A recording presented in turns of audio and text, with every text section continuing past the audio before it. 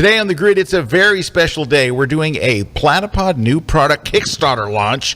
Plus, we got a very special guest, incredible toy photographer, Jesse Feyereisen is here showing some cool special effects stuff. We've got a super secret cool giveaway, something we've never given away before and has never been given away in the history of man.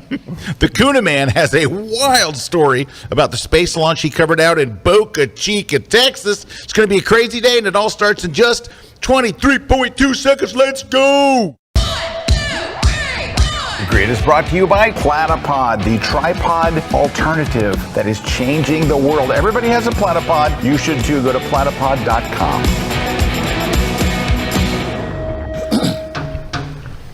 Hey everybody, welcome to The Grid. It's going to be a wild, wild day on The Grid. We're glad to have you here. Dr. T's here, Larry's here from PlatyPod.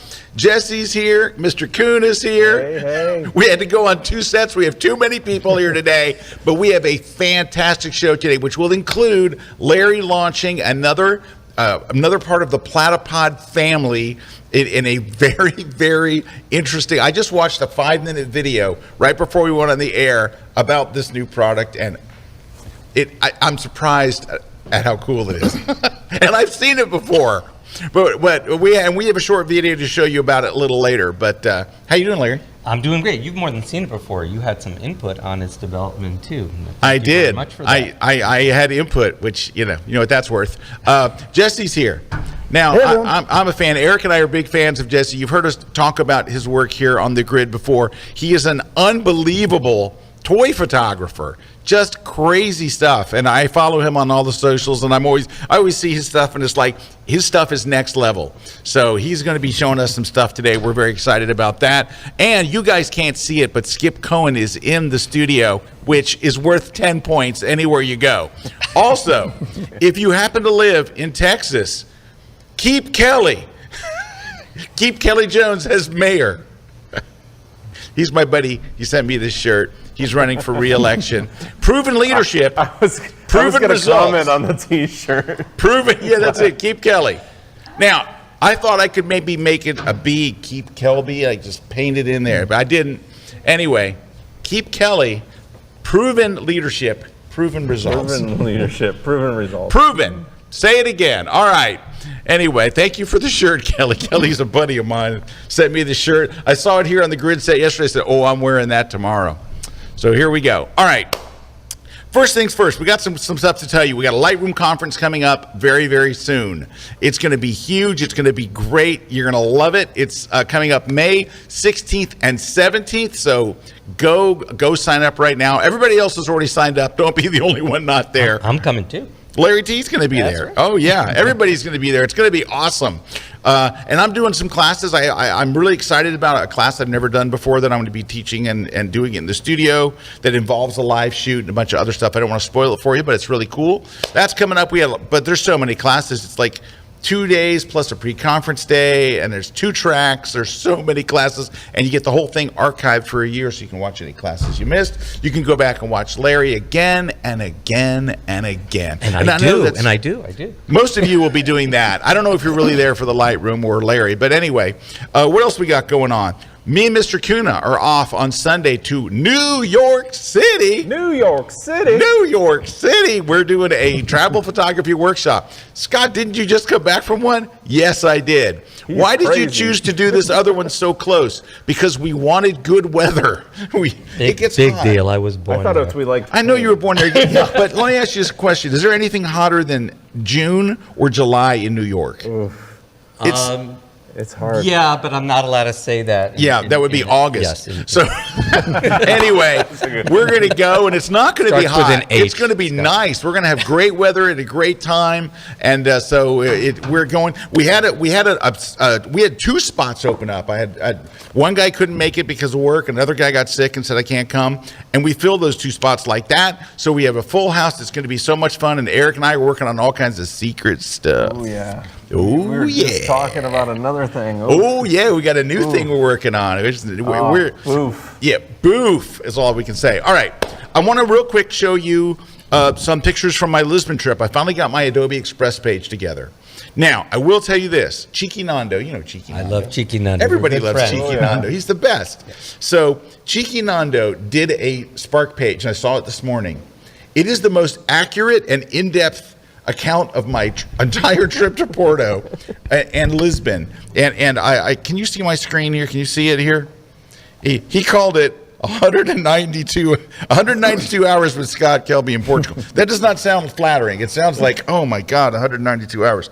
But anyway, he gave the most incredible, in-depth of every moment of our whole day. It was our whole trip, 9 days. It's incredible. I read it, and it was like reliving the whole thing again. And he's a wonderful photographer and a great friend. And I couldn't have done the Lisbon workshop without him. He was...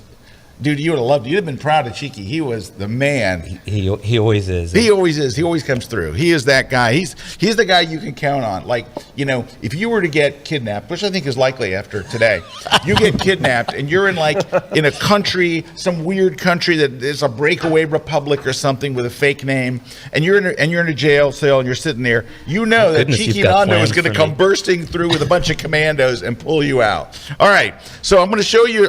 I'm not done with my Express page. I'm going to tell you that. It's close, but it's not done. It just could not get it done in time. A lot of the writing isn't there, but this is it. I'm just going to scroll you through it real quick. I'll have it up on Friday with my whole story. Does it always blink like that, or is that just our monitor? Because I'll wait. If it's just going to blink incessantly, I'll wait. Yeah. Is it blinking? I think it's a connection thing that they're going to have. Can we use the plug-in connection? Yeah. Can we? I'm looking at my crew, and they're looking back at me Secret with code, plug it in. with anger. All right, is it blinking still? Well, stop blinking for a second. Let's see. If I scroll, does it blink? All right. So anyway, I'm just going to scroll you through real quick. We took the group to this wonderful restaurant. We didn't eat there. We just took photographs of it. I'm sure it's great. I've heard great things. They have great reviews online. And anyway, I'll just going to scroll you quickly through some of the pictures. This is the place we talked about last week on the grid. Ooh, that's where nice. I was too scared to climb up, because you have to climb like a half mile up to get this shot, to get over the trees. And this doesn't look like it's very tall. Is that right? a drone shot?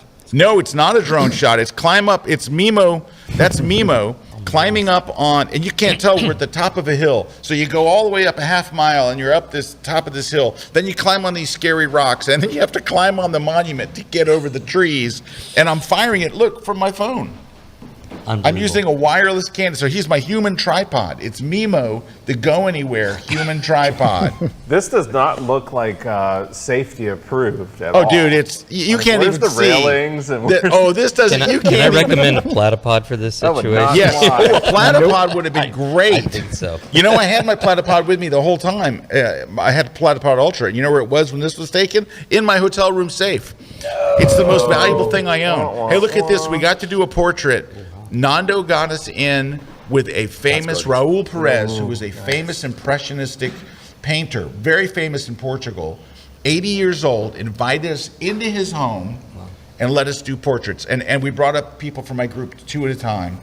He was so gracious and so warm and so inviting. And I got this window. We did window light portraits. That's window light. Beautiful. I love that. That's Thank awesome. you. And then we went to the library in Mafra. These are iPhone shots. And then this is taken through the glass in that palace. Sherry, one of my participants, we're walking down a hallway, and she calls me back and goes, look, and there's a window into that. And so that's shot through the glass. Hey, Scott, little question on that one. Is that a little Lightroom light in there? Oh, what? Is that a little What Lightroom do you- light? That well- looks like a photo tip. Yeah, that's yes, that was added in post. It's perfect. No, It's perfect. the wall was lit there, so the wall was really Yeah. bright, and I thought it needs. Yeah. Where did that light come from? I'll It's show you. perfect. This is the shot. This is a great shot. This is the shot from the men's room. When you leave the men's room, I'm not kidding. It's the best. You walk out of the men's room, and that's it. I'm like, that's a really good looking hallway for a men's Tell room. me you wash your hands Yeah. first, please. Yes, I washed my hands first. My goodness. Dude, I overwash my hands in the men's room. I actually go in there and I spray everything. Long All right. exposure. So this is, long exposure. Never long enough, right, Eric? I could have Never gone. I long could have enough. doubled up. I know. You could have doubled up if you I only wanted took to. 7 shots that morning. See this shot? This shot I'm going to be using in a Lightroom tip today because I got a great Lightroom and Photoshop tip for you. We're going to use this picture of this wonderful bridge. Cool bridge. And this is what I'm going to show you how to do this in 2 clicks. Oof. How to make it into like an infrared look. Then we went to this really cool building, and it basically was just a study in light and shape, and that was really cool. It's the Expo building. And then we went to this particular area where a trolley can barely make it through. It is the tightest little turn. And so look at that. You can barely make it through there. And then I just shot color. We went to this house of this is the first famous photographer, and that was his studio. But can I tell you this? They have tours through it, Larry. He was a photographer. Okay. This is his studio, and they will not allow you to take pictures inside. I left. I'm like, screw that. Such real irony. Yeah. And then food, of course, burger. Nice. You know how cheap it is in Lisbon? That beer, €1. That's less than $1 now? Yeah. Well, it's around $1. This is the train station designed by Salvatore Calatrava, very, very famous Spanish architect. Isn't that incredible? Train station. We found a little Moroccan oasis in the middle of Lisbon. And then we went to Porto. This is Porto. Does the bridge look like an Eiffel Tower? Because it was designed by a protege of Gustave Eiffel. So it's got the very Eiffel kind of towery look. Crazy. Wonderful place. Beautiful. Right on the riverbanks. This is where I shot that train track shot from, right? Standing here. And there were some people here, and I had a choice. I could wait, or I could use pepper spray. So I used the pepper spray and got a clean shot. Or medium filter. No filter. Nope. It's all legit. Our hotel was right around the corner here. And, okay, this bookstore, I have to tell you, this is known as the most beautiful bookstore in the world. They do sell books, but they've kind of given up on that because there are so many tourists, Larry, that want to go to this, that they sell tickets online. It's sold out every day in advance, and you get there, and there's hundreds of people waiting to go in. Do you know how many people there are on these stairs when you go in? This many. Whoa. Do you know how I got them out? Pepper spray. No, skunk. Small skunk. You release it on the stairs, and no, I took a series of pictures like this, then I went into Photoshop and I used this little trick, the image statistics median trick. Yeah, that's what I was asking about before. And it got rid of 90% of them, and there's a little ghosting. I had to do some little bit of other fix up. And here's other shots inside. There's the roof. Here's another one where I did the same technique. Yeah, we have a picture like that from Dave Williams, who did a. By the way, hi Dave Williams. He's right there. Oh, there Good he is evening from London, from Swing in London. Dave did a shot of the Leaning Tower of Pisa where he had the same issue going on, and he eliminated everything except for one woman sitting down reading a book. Yeah, if they don't and move, they don't move, you're screwed. No, but that actually gave the picture some flavor. Oh yeah, but 20,000 tourists would not. All right, I'll just rip you. We're about done here. Just there's a guy, there's the dude, and look at this motorcycle. We were walking, and it was at eye level because everything's kind of up and down streets, and it was right at eye level. So I'm like, ooh, I got to shoot this. It has nothing to do with anything, but but I'm a photographer with a camera. And then I got behind the scenes shots from Cheeky Nando. I will be posting this whole thing so you can see. We had the most wonderful workshop with the greatest people. We had so much fun. Look at this, Mimo showing up at dawn with fresh baked chocolate croissants. And your next workshop is where? New York? My next workshop is New York, and then London in the fall. And there's us dining and whining and all that. I don't have all the stories in on everything done, but I'll be posting it in a few days. But this story is kind of regular. We went to a wonderful city. We had wonderful meals with wonderful people. It was a very great, wonderful, amazing experience. Cheeky Nando was great. Mimo is ridiculously wonderful. 2 great guys. It couldn't have been a better week. That's not the case for people who went to Boca Chica, Texas. Bad things happen in Boca Chica. Mr. Kuna, tell us about your trip. Bad and good things, right? He drove the new RV. Yep, drove the This RV is not to the Texas. Mercedes. This is whatever is above the Mercedes, is what he drove to Boca Chica. Yes, I drove a semi-truck. From Tampa, Florida to Boca Chica. He had special access for that incredible rocket launch. Take it away, Mr. K. Yeah, so went down to Boca Chica to cover the SpaceX rocket launch. It's the largest, most powerful rocket ever created. Like by massive amounts. Here's, like for context, here's a picture of it. This is from 5 miles away, if they have it, 5 miles away with a telephoto. So you can see how massive it is from 5 miles away. And here's a little bit more on the scale of it. Oh, my computer is acting up here. The scale of it, you can see there's a boat, and that's a boat 5 miles away in the frame. So it's just a very massive rocket. Well, I was shooting that telephoto, chose to go onto the beach, and I actually got the best photo I've got in years. And what it was is there was this family right there sitting down on the beach, and I read, when they walked up, I went, the kid's really excited to be here. I'm gonna go all in on these kids, somebody's gonna react. Somebody's gonna react. I had another camera set up as a backup, trying to get another crowd reaction, but a couple seconds later, after that launch went off, boom, got the shot. And this is the only, this kid had such enthusiasm. I actually have a video on my Twitter, and his reaction was just perfect. And it really sums up, I love this shot because it sums up why we do this. It's the human aspect of it. It's the exploration, it's the reaching out there. And what's great about these launches is how everybody comes together and everybody's happy and joyful, and nobody's like arguing and doing all the stuff that we do in life. It's just like, hey, we're going out and we're exploring, we're doing cool stuff. But that was the awesome shot. Now to the wah wah wah. So this is one of my cameras. It is mounted to a railing that's mounted to the ground, that's strapped in with a safety strap, bungee cord, and a zip ties, just as a fair measure. Ended up, one of my cameras captured this at launch, so this is the rocket launching off the pad. But the next frames are this. Oof. And those are rocks and debris coming right at everybody's camera at about 160 miles an hour. How big are these rocks?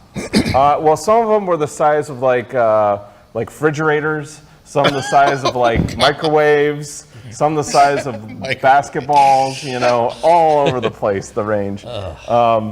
But got the rocket lifting off. It did a lot of cool things. It did this whole sideways thing because some of the engines lost. That called us the Tokyo Drift, it did, because it just kind of turned. Then it went outside the safety dome, so they had to explode it. So they did testing and exploded it. Self-destruct. But Eric, that was semi-intentional. That wasn't just an accident. It's a flight termination system. It went outside the range, it blew up. Right. But before the rocket launch, I actually got to do some night stuff. That's actually Mars in the middle there, which is kind of the end destination of this. The red dot in the middle, that's Mars. Did you get a galaxy in there too? Yeah, that's a galaxy in there as well. So then got to get out very close, do some night photography right next to the rocket. But then, the rocket took off. It did its thing. I got one, there's me on the beach. That's actually near where we were shooting. The one camera that survived, actually, and the one camera that stayed true to its framing was my PlatyBall. Everything else got destroyed. But protected by that Hilmar Smith red, wasn't it? That thing locked down on that position, and it didn't matter. Nothing moved. So that's my camera right there. Totally survived. But this camera, this is the last shot that camera took. And and it's the last shot that camera will ever take. This is the last shot my other camera will ever take that was out there, because these two cameras don't exist anymore. So they were literally vaporized by the rocket. They were smashed into bits, no longer to be used.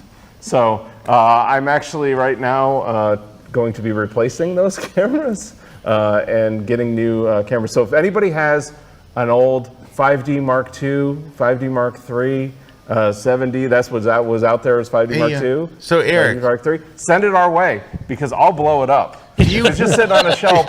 Our address over here is 138 Douglas Road East. Send it over here, right on the package. Eric, blow this up. With that guarantee, you can have my old maybe don't Instamatic write that, if you but like. Just write, attention, Eric. Here's a camera to use. Stunt camera. And we'll blow it up. So, Eric, do you have the recording of your call to the insurance company for your homeowner's insurance where you go, hey, I still haven't made that call. Make sure you record that. I think we should play that on the grid. I'd love to hear their reaction. I'm still waiting to actually get the remnants back so I can actually have the remnants to file that claim. But should be good. But if you want to support also what we do, go buy prints of it. That helps offset some of this. Yes, go buy prints. Where can they buy prints? At erikuna.com? erikuna.com. Go buy a print, or like I said, seriously, if you got a camera sitting around that you're wanting to blow up, send it our way. We'll blow it up. He loves to blow up cameras. Loves it. Loves it. All right. We're going to take a short break. When we come back, we're going to launch a new Kickstarter product. Larry's here to tell us all about it. And it's going to be very, very interesting. So stick around. We'll be right back. It's Kickstarter time.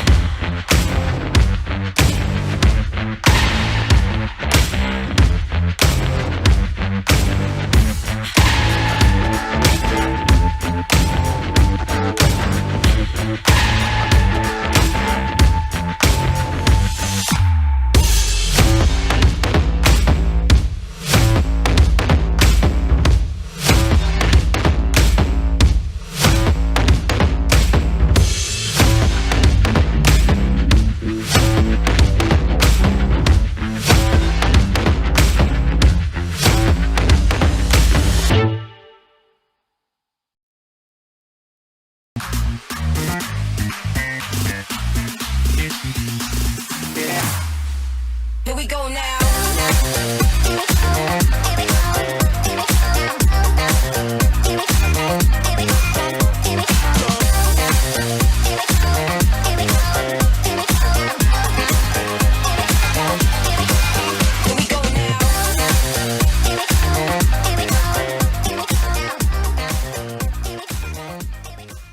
Hey, I'm Frederick Van Johnson. You can find me at frederickvan.com or thisweekinphoto.com. And today we're going to dive into macro. We're going to be going to the Florida Botanical Garden. That's where I am right now, doing a variety of photography on tiny subjects, from flowers to succulents, cacti, to bugs, all kinds of things. We're going to be diving into the ins and outs of photographing this stuff. We're also going to be using gear that you may already have in your pocket right now, the iPhone. Surprisingly capable device, the iPhone, especially for macro photography. A lot of the iPhone models have built-in macro lenses. So we're going to talk about that. What are the ideal ways to do that? What steps to avoid? All that stuff. We're going to talk about all the gear that you need to do this kind of photography, but then we're going to take everything into the studio and do post-processing. So you'll see from me taking the camera out of the bag all the way through to the finished product. We're also going to talk about the techniques and some advanced techniques using Lightroom and Photoshop. So come join me for this macro course on Kelby1.com.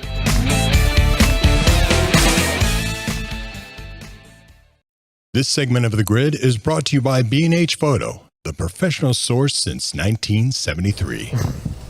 All right, folks, we are back. It is time to launch a brand new product on Kickstarter. We're very excited about it. We're going to turn things over to Larry. He's going to tell us about it. We got a video to show you. We're going to pull the plug and launch and we're going to kick the tires and light the fires. Is that right?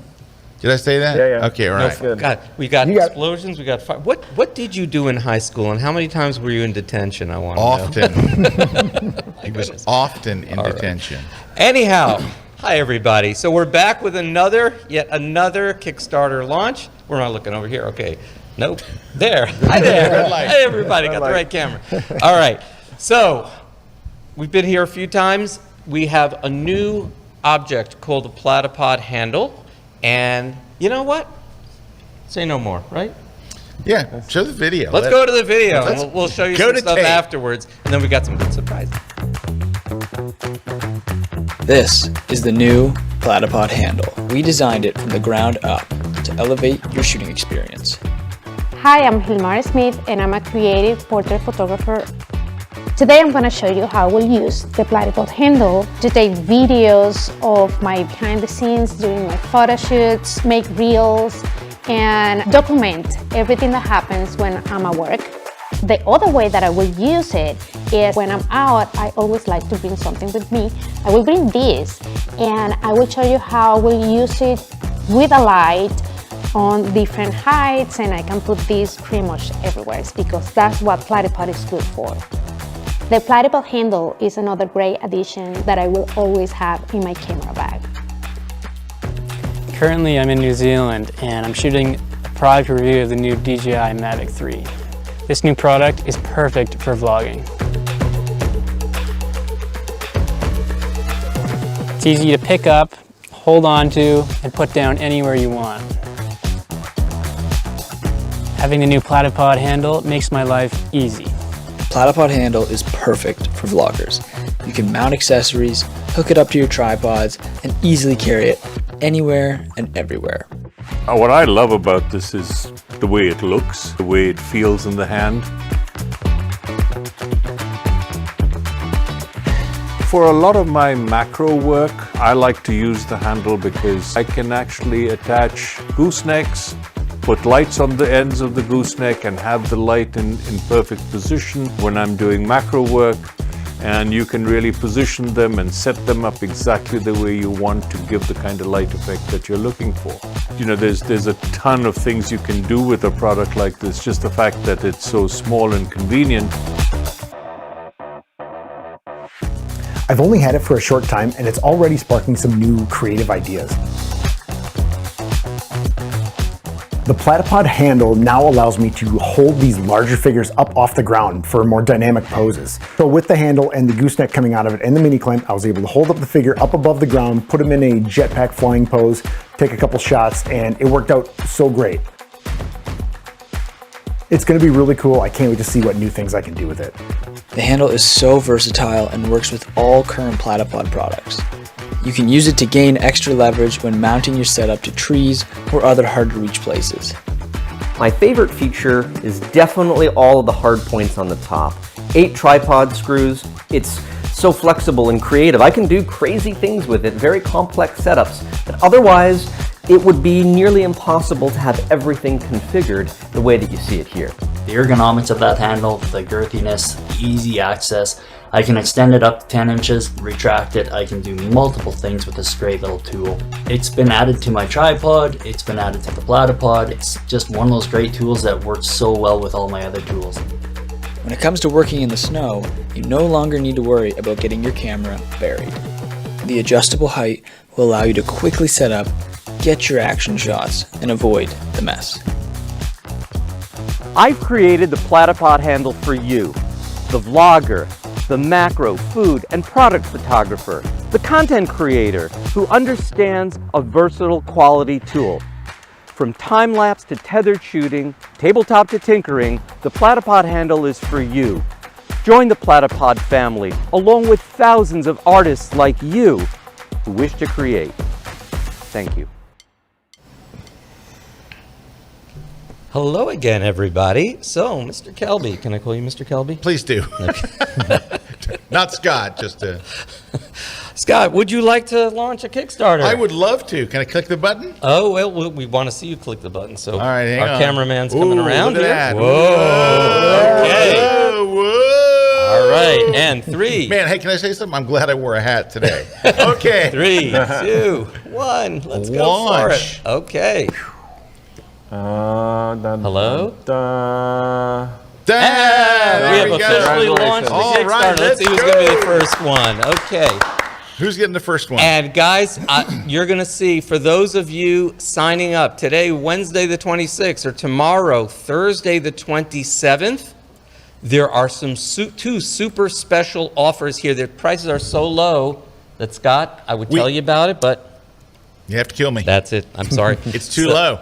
Too low to talk about. It's too and low. those prices are going to disappear tomorrow night at midnight. So hey, somebody just bought the first one. Somebody just went in for it. Okay. And there's also, after the video that you've seen here, there's also right away a video by Larry Becker, our own Larry Becker. I love Larry Becker. Explaining, in fact, Scott, you got a chance to look at that little video. What do you think? The video is great. Larry's so flippin' good.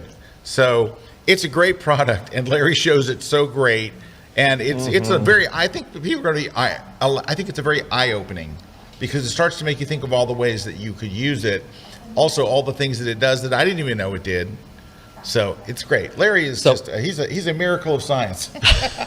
So I'm going to show a few little features of the handle. We'll talk about it just for a few minutes, and then we want to get back to our special guest today, Mr. Jesse Feyereisen, who is going to show us some of his special talents in toy photography and special effects. And then towards the end of the show, we'll be happy to take lots of questions. I'll be happy to take questions about the PlatyPod handle, and Jesse will be happy to take questions on special effects in toy photography. So just to show you a little bit of what the handle can do besides, hey guys, come on, it looks like a lightsaber handle, right? And that is the inspiration of Mr. Had to get that out there. Had to get that out there. I was like, Scott, you taught me lightsaber. something. You taught me something that, you know what? Photographers are artists.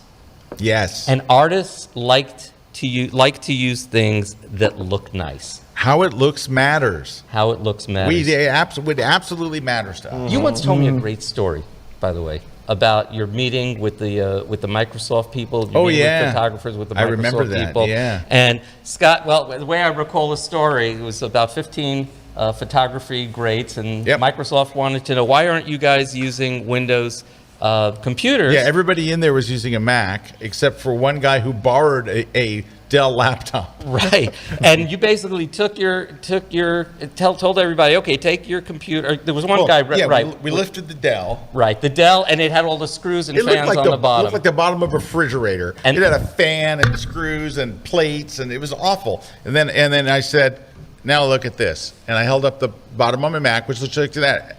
And it looked so clean. It looked just like it does here. It's never been any different. And because they wanted to know why you guys use Macs. And I held it up and I said, this is the tool that we create our art with. How it looks matters. So we tried to incorporate that within the PlatyPod family of ecosystem of products. However, to me, the versatility, the sturdiness, the materials, the build is equally important. That's something you're going to find in every PlatyPod product. So this is the PlatyPod handle. Let's just show it to you, basic and simple, okay? It starts off as a riser, okay? It goes 10.5 inches, it goes down to 6.5 inches, and you can use it to lift your photography equipment above something else, be it a PlatyPod or a tripod, to lift it up that amount of height. It also has 8 1/4" 20 sockets here. We'll show you how we use that so that you can attach devices right near your camera. But also, if you want a smaller riser, and this is something that is brand new in the industry, you can cut this down, you can take off the little cap off the top, and you can cut this down to a 3-inch riser. This is amazing, especially for food photography, where you want to get your camera really close in to the food. You can angle it so your lens is practically touching the food. Just try to keep the grease off the lens and all that. So this is how the handle starts. Also, the base of it is ARCA compatible. And for those of you not familiar with ARCA, it is a industry standard for quick release clamps. So we start with this, and I'll show you a basic setup, and we're going to try to keep this rather simple, and I'll refer you to the Kickstarter page for more details. So here is a setup that you can do. I've got a LumaCube Panel Pro light, really nice RGB multicolor light that you can use for macro photography, products, food, and a LumaCube 2.0 cube light here. They are set on goosenecks so you can make fine-tuning adjustments. I've got another thing here, a PlatyPod clamp clamped onto a little card. Now this card can be used for 2 purposes. Number 1, it can be used as a reflector. Number 2, it can also be used as a gobo so that if you've got light coming from behind the subject right into the camera lens, you're not going to get lens flare because this can block that light from coming into the camera lens. So you can take this entire setup and then just set your camera on here. I'll do that a little bit later, and just clamp that right onto a platypod or any ball head. You can regulate the height. And what we do versus some other tripod column extenders, many of them you can only go up and down and they have a channel preventing you from turning. This you can swivel around into any position that you want. But if, let's say, you just want to use this attached to your camera, you're going to have it, let's say, level, you want to do some vlogging, all you need to do is take a platypod disc that has a 3/8 inch bottom, go onto the 3/8 inch here, put this here, and you can mount your camera right on here, so you can have a vlogging handle, again, with all the attachments there if you like that, and have it on a platypod. Just set it down on a table, raise it up to eye height, and you can vlog on yourself and talk while you're sitting. Then you can get up and walk around the room and show things with it. So very handy, very, very handy for vloggers. Hey Larry, so you guys, I don't know, we call him Dr. T, right? Because he is actually a pediatrician, and when he's not, this is what he loves, but he has to make a living. I challenge you, the next kid that comes in, you take and come at him with that. With that whole rig, just come at him and just see what happens. I don't have to. I walk in the room, they start screaming it. It's okay. Yeah, probably. It's a doctor. Let me show you another little setup, because what you can do with the handle, I don't know if you can hear me here, I'll try to stay close to the mic, is you can take it, put it on your tripod now, and use it as a boom arm to just... Here, use this thing. Well, that's a microphone for me. All right. And use it as a boom arm for overhead photography, because all you need is a ball head like this one, or any ball head, and you can get this over to a right angle, and because I've got a platypod disc at the end, I can just point my camera straight down. But let's say you don't want to use a tripod, and let's say you're in a restaurant, and you want to do food photography in the restaurant, and you don't want to have people tripping over a tripod, well then just bring a platypod with you. Hang on, let's get this off of here. And you can just rotate this right on here, which makes it so easy to use. Now, I can just take a setup like this. So I've got, let's simplify that. Got a platypod here. I've got the handle on top here. I've got a little ball head here. This happens to be a Venro IN00 ball head. And put it to a right angle. Now with the Arca clamp, I've got it clamped into the ball head, a second handle coming out the side, and now I can just take this and clamp it to a table, and then I can put my camera, I'm not going to take the time to do this now, put my camera right on the end, and again have an overhead boom, so using it basically like you would use a copy stand. One last thing I'll show, and then we'll take time if there's a question or two. I want to just show how sturdy this thing really, really is. As he does a one-handed handstand straight up vertically on the desk. Or we can use it as a pole vault. Or we can use it as a pole vault. So we're going to take two of these, put them end to end. Not that necessarily you'll use it like this, you may or may not, but Scott, how sturdy is that? Oh, it's ridiculous. Yeah. Full length. Dude, that is super. This is 21 inches, full length. You can practically use it as a monopod, just stacked. So some of you may want to get two handles. Who knows? So anyhow. Hey, we're already 70% of your goal. We just launched and we're at 70% of your launch goal. Oh, goodness. Thank you. Thank all of you. We really need the support, and we appreciate it. Now we're at 72%. All righty. Good. Now we're at 73%. Hey, we haven't said hi to any of our friends out there. Oh, yeah, let's say we got people. Rick Salmon's out there. Rick Salmon. Hey, Rick. What? All right, Rick Salmon has a special shout out, though. He says, I have known Skip since before you were born.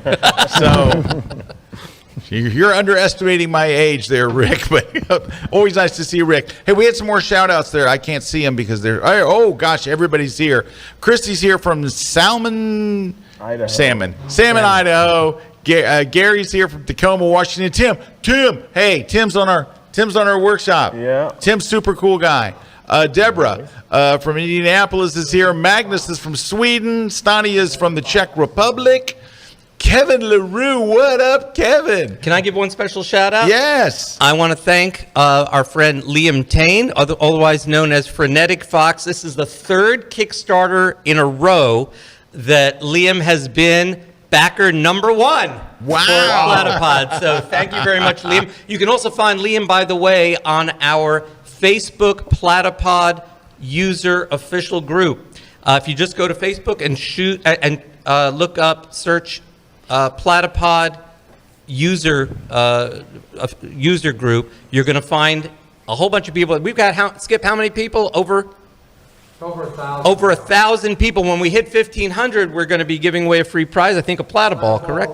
Platyball Elite. So if you haven't already joined, please join the Facebook user group. We'd love to keep that. It's a wonderful community. We've got, and I think Scott's also a member of the Facebook I absolutely user group. am, and you just went over 80% of your launch goal. Let's see who else is here. B's here from Loxahatchee, Florida. Tony's here from Minnesota. Tim Bird is from Texas. Tim, if you see any memory cards on the ground or any pieces of a camera, just send them to Erik. Chris is here from Milwaukee. Tapio's here from a rainy Finland, and Dom Kamametra.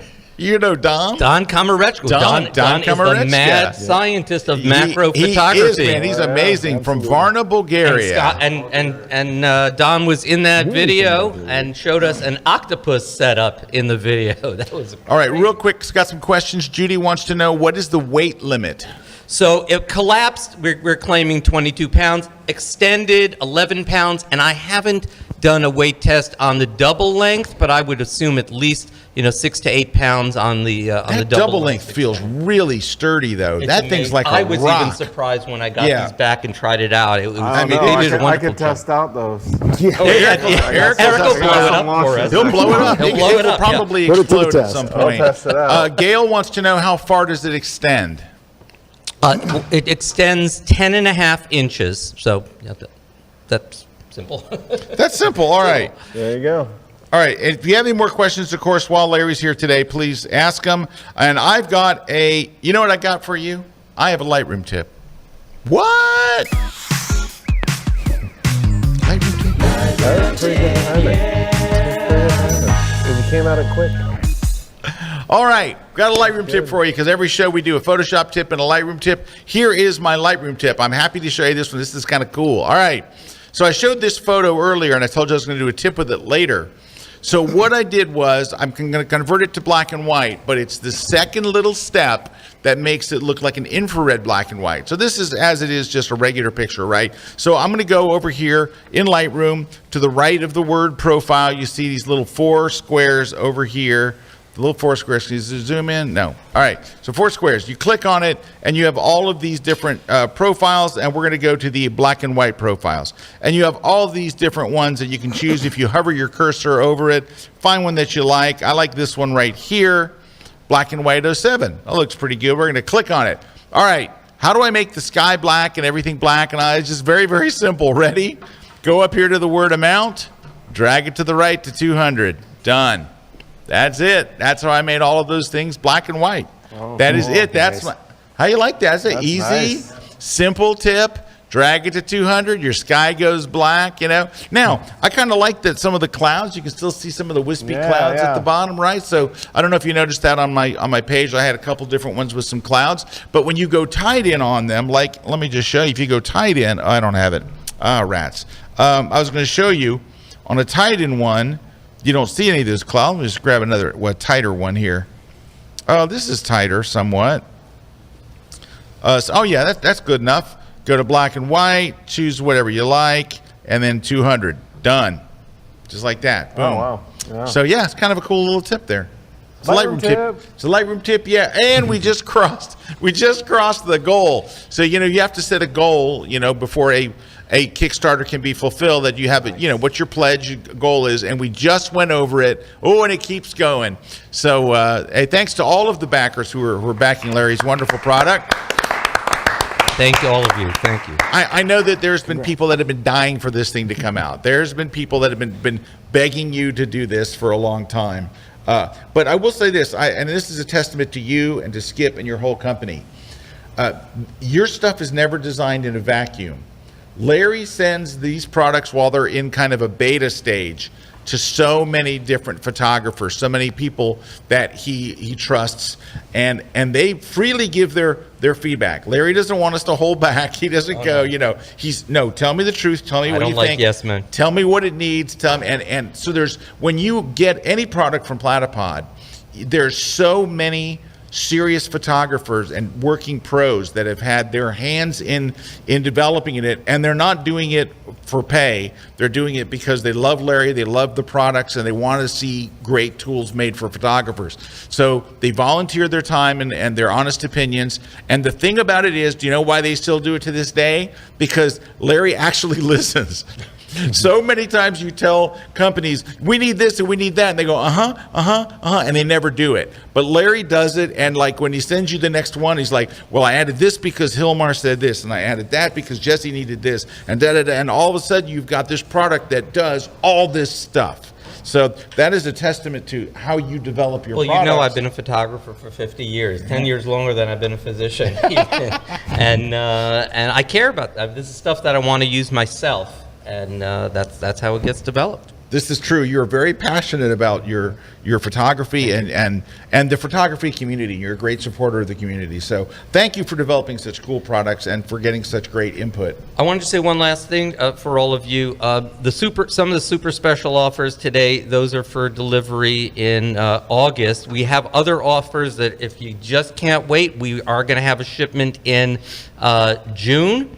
And we expect to ship it out sometime in June. You might receive it in July, but it should go out in June. So look for those offers as well. If you happen to be going somewhere, you need it faster. And the rest of them, we expect everything in on time. We have a company that we're working with that has been doing a marvelous job with this. And like I said, expect on time delivery here. All right, and Larry, just to clarify one more time, Yep. The special price is for today and tomorrow. Yes, Wednesday That's the 26th, Thursday the 27th. And then it goes up. And those are disappearing because, you know, we look, Kickstarter depends upon a mob mentality, a viral mentality, and you, our viewers here, have been our faithful supporters. The Kelby crowd especially has been, Kelby One crowd especially has been tremendously supportive of PlatyPod.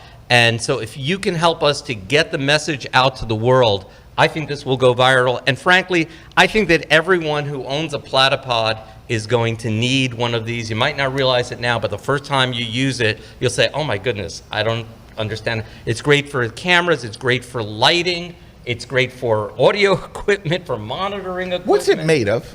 Oh, this is solid. This is aluminum. It is aluminum, how does isn't it it? feel to you? It feels. That's why. And you realize first they anodize and then they machine it afterwards. God, what do you think about the finish over there? No, it's beautiful. It's all of your products are beautiful. And it feels just right in your hand. You have like a little bit of a protrusion in the center, so it fits in the palm of your hand. There's indentations here that are machined in, so it's got a grip. Now that it's here, if I could add one more thing for the second version. No, just one more thing. But I'm telling you. Yeah. A sound effect that goes. Oh, so we have a tip. I don't know, you don't have a splash screen for my tip. My tip is take a 1-inch dowel that's about 3 feet long and tap in a 3/8 inch tap into there and put it on the end of here. And yes, you'll have your painted green or painted green, blue or red, no, depending whether you're with the Force or with the Rebels or with the Empire. And yeah, you can have some fun with that. We could do something. We could put like a clear plastic and put lights in it. Yep. That's right. Plastic LEDs. Absolutely. Who knows what's next? Yeah. And then you put it out on the launch pad and it explodes. Blow it up. All right. Let's blow it up. When we come back, Jesse Feyereisen's here. We're going to look at some really cool toy photography and some special effects. That's coming up next. Oh, the numbers are going crazy. 220 backers. Let's go.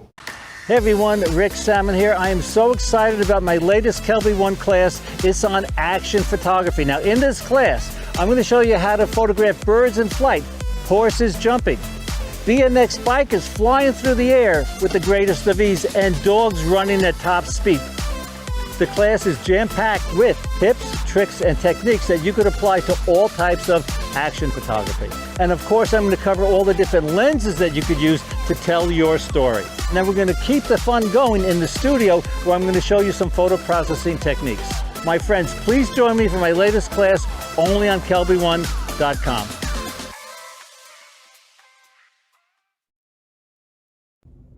Hey guys, I'm Tuvi, and I'm going to show you two really cool products that we at VFlat World sell. So the first one is our Duo boards, which are double-sided, hyper-realistic backdrops for food and product photographers. They come in two sizes. This is the larger side. We have all different types of textures and designs. These are some of the new ones that came out recently, and they also, there's a bag option available for them.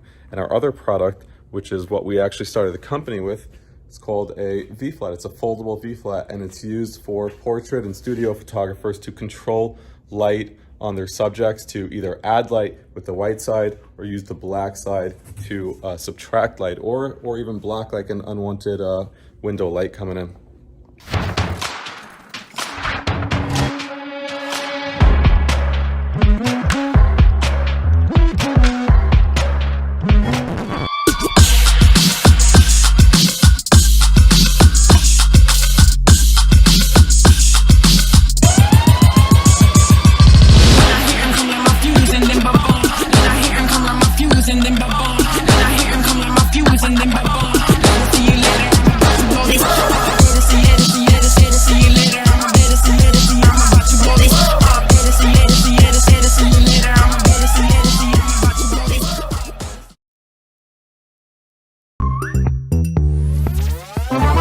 All right, the masking in Lightroom is crazy, and it keeps getting better. Adobe keeps adding so much stuff to it. They've added so much to it that I wanted to do a whole class just on the masking. I want to show you everything. I want to show you all the different tools, all the different functions, all the different features. You're going to be able to do so many neat things. Plus, you're going to have to spend less time jumping over to Photoshop and jumping back. If you use Lightroom, if you use Lightroom Cloud, if you use Lightroom Classic, if you use Lightroom on your mobile device, for the most part, there's a little part missing on the mobile. We're not going to talk about that. We're just going to pretend it doesn't exist. But if you have Adobe Camera Raw in Photoshop and you're not using this masking stuff, I'm telling you guys, this is the real deal. This stuff is going to make your life so much easier. It's going to make you faster, more productive. You're going to get twice the work done in half the time. Come check out my brand new class on mastering masking. It's exclusively at Kelby One. This segment of The Grid is brought to you by Canon.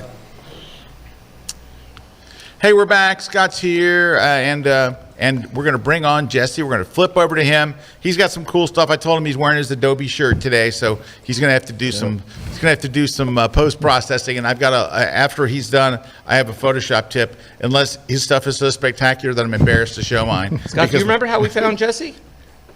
Was it you? No, it was you. Was it me? Yes, Jesse was the winner of the Photoshop that's right. World Guru That's right. Award. He won the Guru That's right, yep. Award. Right? The year of COVID. And you know, we noticed his work over at PlatyPod, and we built up a relationship with him. But thanks to you for that, and thanks to you, Jesse, for winning the Guru Award. Yeah, absolutely. Thank you, Larry. And I got to say, like, Larry, it's almost like the PlatyPod gear almost speaks directly to my creative brain. Like every time you announce a new product, there's many uses for it. You know, it's every piece is like, oh yeah, I could totally use that. I could totally use that. PlatyPod, the Extreme, the Ultra, the Max, and now the new handle. Like everything. We got him hooked. It's perfect. So, I'm sorry. I think all that backing is Jesse. I think there you go. Yep. I called all my friends and family and he's got 200 different sign-ins on Kickstarter. Wow. He does, yeah. So nice. All right, Jesse. Well, yeah, sure. Should we take a look at some of my stuff and kind of talk about it, or what do you guys got? Okay. Yeah. So here's kind of my website. I'm going to just jump right into my toy gallery here, or I guess right here, and we'll just kind of scroll through. And actually, this shot was one of the Kelby Community Club. Yep, I remember that. Shots, actually. Yep, you guys might remember that one. That is just that's a 6th scale figure. Stands about 12 inches tall. The background was 3D printed from my cousin. It's a couple of modular wall panels you kind of put together. And it is backlit with a, what was it? I think a 10 by 24 softbox is what's backlighting. Yeah, when you see the behind the scenes of oh that, yeah, you kind of go, oh, it's that, you know, it's like you think, oh, it's that simple, but yet it's so, it really is so complex. It's so neat. Yeah, I should have had that queued up. Oh, there it was. Let's go here quick. Let's go.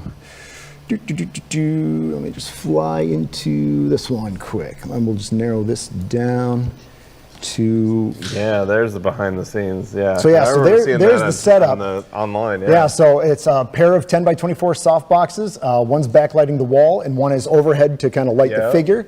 And then to get under the figure, I kind of had to put just a cheap bounce card. All it is just a piece of foam core, nothing too fancy. Yeah. Put that under to kind of light under the chin. The same thing you do in portrait photography. Yeah, that's what I would have done right there. That's exactly the same thing. That's your setup. That's my just setup on a toy scale. Yeah, that's awesome. what I would have done. Jesse, sure. do you remember how this began? my charge to you? I think the project was take a piece of kitchen equipment. Yes. Right, and try to use it. I've got some examples of those. And you started looking around for grills and things like that. Yeah. Right? Yeah, boy, if I could bounce back to that fast enough. Let me see. Look at that. That's so awesome. Yeah, so there was the finished. Yeah. Beautiful. That's wow. amazing. It looks real. It looks like absolutely real. Yeah, that looks like right from the movie. Like that would be from a movie frame. And as you can see, I often, I grew up in the 80s as a fan of movies, so I often enjoy cropping my shots in that fashion, kind of a 2x4 kind of cinematic style thing. So that's, unfortunately, the downside of that is it doesn't play very well on social media when everyone's looking at it on a phone. So they have this tiny little thumbnail. So often you'll have to kind of come up with an alternate.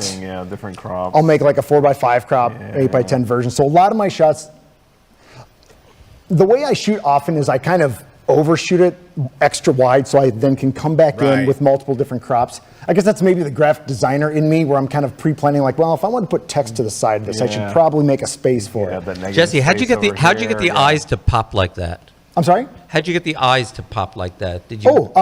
If I remember right, I think it's just a couple of tiny masks in Lightroom, and then I would typically enhance probably the contrast a little bit, the exposure. And nowadays you can use clarity and dehaze too to just kind of give it that little bit of sparkle. Would the new automated masks pick that up? Oh yeah. Being that you have like such a distorted face. Yeah. Oh no, they're really good. The masks. I imagine if you hit that would Lightroom pick that up as a face. Yeah. It would just let you edit it like even a with face. all the makeup and red and black.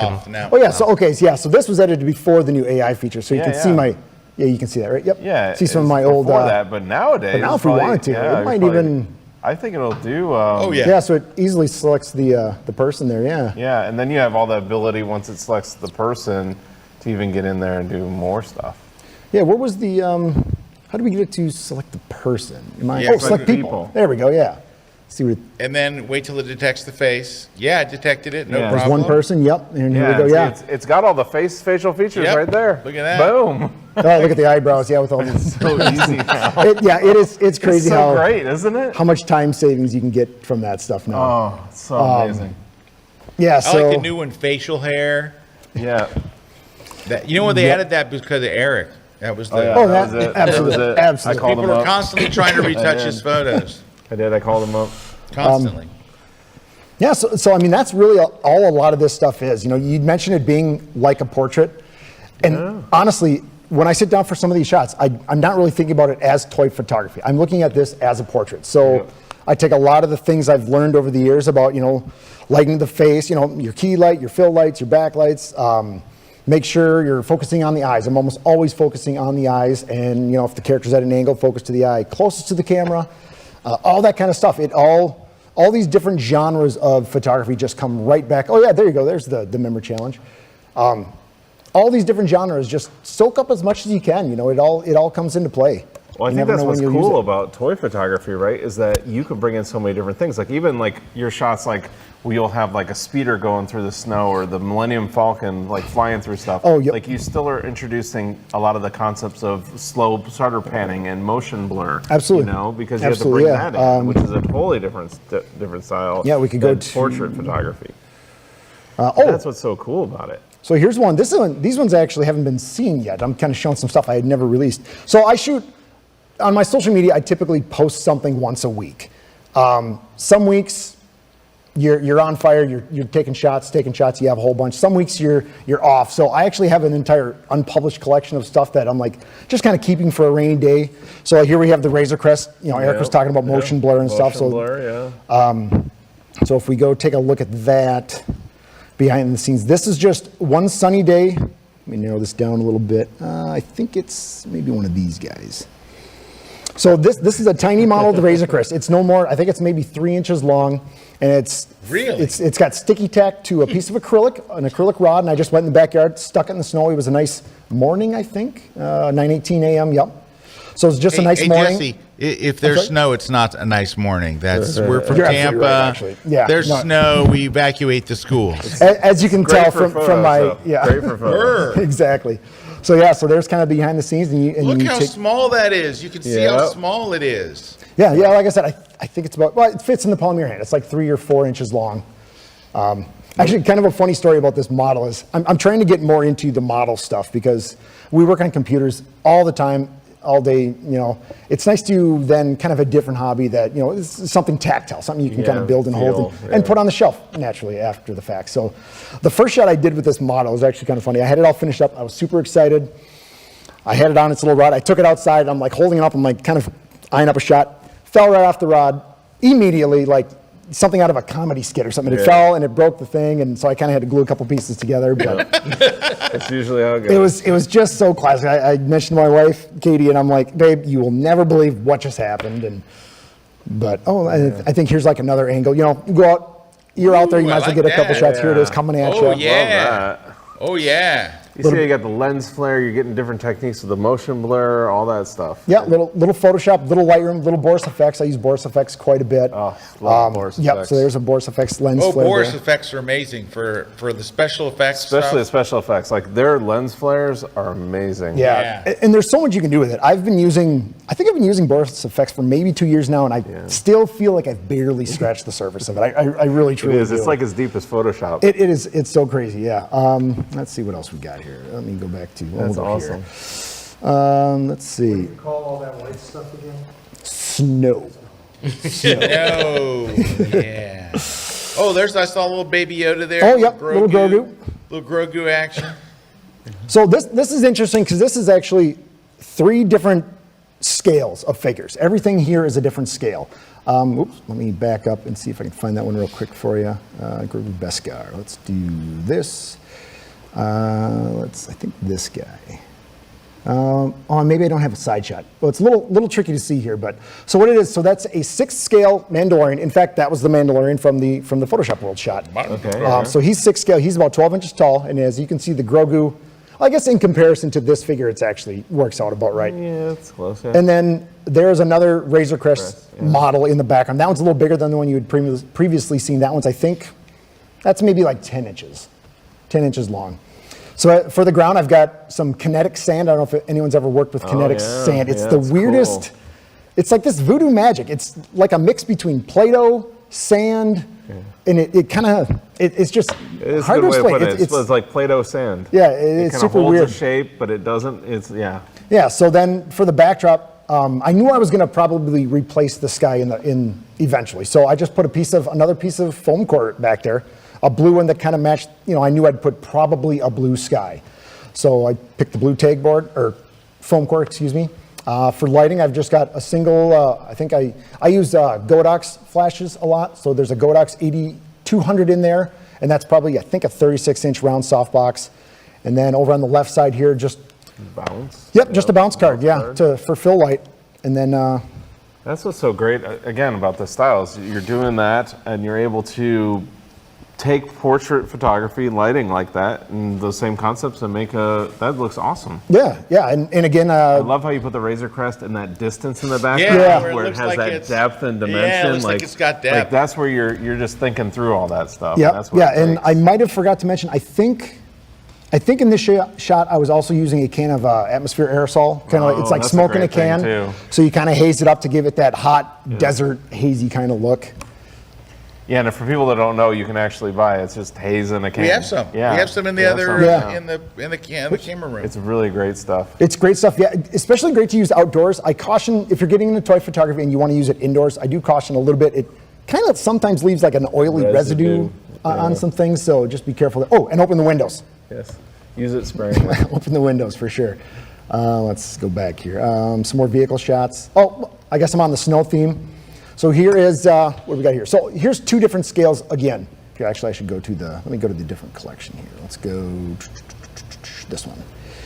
And narrow that down a little bit.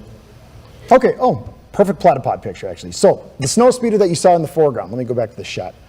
So I've got, if you're familiar with Star Wars, the shot in the background there is called a snow speeder. It's just a little ship flying around the snow. In the foreground here, we have a TIE fighter chasing him. For this shot, I was kind of envisioning, if anyone's seen The Empire Strikes Back, the Hoth scene, I was thinking, well, what if the Empire brought in air support? What kind of different scene would how that might have played out? So I've got the snow speeder model that I actually found in an old box of stuff in my parents' house. This is a model I built when I was like 12, and it's not painted very well, but you know what? It doesn't matter on camera. That's actually how they looked in the movie, too. Yeah, totally, right? Yeah. So what I've got here is I've actually got 2 PlatyPod Ultras, basically kind of daisy chained together with a gooseneck. Oh, yeah, I've got an example here, actually, similar with the handle. Just put that right there. Just use one for top and bottom, and all of a sudden you've kind of got a stage that you can kind of take around and put certain different figures on. Yeah, that's cool. So this was before the handle, so I used a gooseneck, and on the underside you can see another platypod. And I think I used a little more sticky tack just to kind of stick it to the surface so it stays there. Plop that down on the snow, and then the TIE Fighter is actually a much smaller figure. I think it has like a 3-inch wingspan. It's very, very tiny, actually. So I just took the little, when you're painting models, you get these kits that kind of hold the pieces while you're painting them. It's just a little alligator clip and a little metal rod. So I used that, and I was literally, I don't have the behind the scenes shot of me doing it because I couldn't take the shot. But it's me just holding the camera as close as I can and holding my arm out as far as I can to get a raw shot like this. And unfortunately, I couldn't get the 2 objects in focus at the same time. So I actually had to take an individual shot of each. I think it was this one plus, one of these, and then smack those together into Photoshop, add some Boris effects, bring them into Lightroom, do a little color grading. And boom, there's what you end up with. Right out of the movie, I was more Jesse. It's impressed with unbelievable. the THX sweater you had. That was pretty sweet. Oh, the jacket, yeah. They don't make those anymore, so that's like my pretty vintage sweet. jacket. That's vintage right there. I'll put that. There you Ooh, go. That is nice. in another, awesome. Oh, thank you. Yeah, That's in another life, I worked in low voltage and custom electronics, and I built and designed home theaters and stuff like that. So I have I have a Jesse, soft. What's that? So we're gonna have to take a short pause. But when we come back, can you take us through an edit or something? Yeah, we'll do an edit. All right. Yeah, absolutely. Also, we haven't talked about what our other prizes are. We haven't even mentioned prizes at all, but we have prizes. Yes, we do. What are we giving away today, Mr. K? Oh, we're giving away tons of stuff. Well, first, we have something special from PlatyPod. I wonder what that is, right? Well, I think that might be. We're going to be giving away a PlatyPod handle. This is from our very early production run, but I've tested it out. It's working fine. And we'd like to send it to one of you. So if you stay to the end of the show, and Erik will tell you in a minute or two how you can sign up I'm for going to that. say Erik Kuna is going to win the PlatyPod handle. All right. And also, I'm sorry, but along with that, there's also going to be a PlatyPod disc. Oh, yeah, the disc. Yeah, right there. You got it. There you go. Yeah, that's it's going to be it. this, but in black. Okay. There you go. And Skip's You got had one. just a minute ago. I did. Is it And on in addition to that, we're going to be giving away a bunch of other prizes. We have Scott's travel photography book. We're going to be giving that away. Yeah. And then Scott's Light It, Shoot It, Retouch It book. You can get both of those over on Amazon. Yeah. Then we're going to be giving away a copy of On One No Noise 2023. That's going to be to our trivia winner. Trivia is coming up after the next break. And then we're going to be also giving away a V-Flat from V-Flat World. This is a great thing that just folds right up into your car. You have a V-Flat everywhere you go. Everybody can get a discount on those, though, if they go over to vflatworld.com and use this code Kelby10 at checkout, and you get 10% off. So there you go. If you want to enter those prizes, just leave us a comment anywhere you're watching the show. Tell us what you'd like to win. And then at the end of the show, we'll pick a winner and announce the winners of the prizes. Alrighty, when we come back, I'm going to do my Photoshop tip first because I'm afraid of what Jesse's going to show. So I'm going to get mine out of the way so that way, it's like, oh, yeah, it's better. That's okay. We'll be right back. Stick around. We're live here And I'll have more. I'll have an update on the Kickstarter when we get back as well. People say to me all the time, Jeff, you don't really take all those pictures on the iPhone. You're kidding, right? You actually shoot with other cameras. I do shoot with other cameras, but the majority of everything I do is on the iPhone. I just treat it like a professional camera with time-honored photographic techniques. And I would like to pass some of my tips and tricks off to you in my upcoming Kelby 1 class about how to shoot the iPhone like a pro, the advanced version. What will you learn? Let me tell you. I'll show you how to do great panoramic images, long exposures handheld, stop action with burst mode, portraits and lighting, how to do great headshots on the iPhone. We're gonna show you night mode, shooting in the night, which is really cool. And of course, everybody's favorite, sunsets worth framing on the wall. Come join me, Jefferson Graham, at kelby1.com.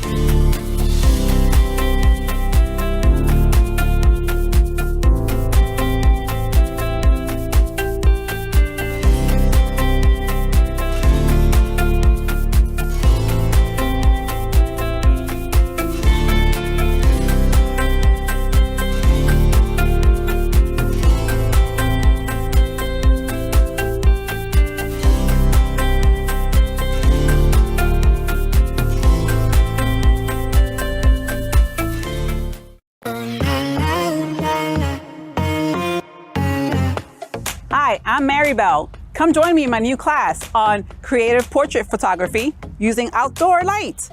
Have you ever struggled with using midday sun to light your portraits and light your subject? I'm going to show you some creative ways in which you can play with midday harsh sun. We're also going to play with using architecture in your frame to frame your subjects and or to make beautiful fine artwork. We'll use leading lines, play with composition. We will hide from the sun, show you creative ways to use midday sun. Additionally, we're also going to dance around with some creative ways to use golden hour sun. And guess what, guys? In this class, we're going to combine harsh midday sun with diffuse light. So come join me now and watch my new class on kelby1.com.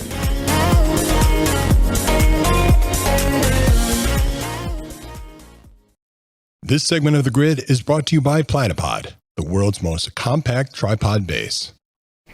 Hey, we're back. Jesse's here, and we are going to go real quick. First, we're going to get an update on our progress here. Oh, we are about to cross the double the pledge goal threshold. All So right. 20,000 would be that. We're $200 away from crossing the $20,000. So while I'm doing my Photoshop tip, it'll probably cross. So I'm going to go ahead and do that. So we'll let it cross Yep. over to the double amount. And here's Can my I Photoshop see that really tip. cool splash screen? There it is.